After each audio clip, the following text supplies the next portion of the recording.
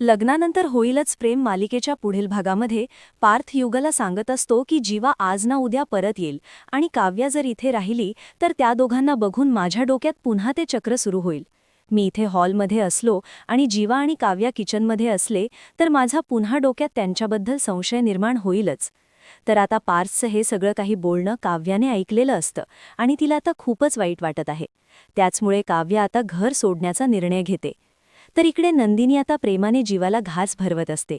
नंदिनी म्हणते की हा घास तुमच्या आईचा. त्यानंतर दुसरा घास कोणाचा असं म्हणत ती म्हणते की हा घास तुमच्या नंदिनीचा. खरं तर जीवाने प्रॉन्स खाल्ल्यामुळे का होईना पण आता नंदिनी आणि जीवा एकत्र आलेले असतात. नंदिनीने जीवाबद्दल असलेला सगळा राग विसरवून त्याला एक्सेप्ट केलेलं असतं. आणि एवढेच नाही तर गार्डनमध्ये राहणाऱ्या जीवाला आता नंदिनीने घरामध्ये घेतलेला आहे. लवकरच नंदिनी स्वतः जीवाचा 21 दिवसांचा व्रत पूर्ण करणार आहे.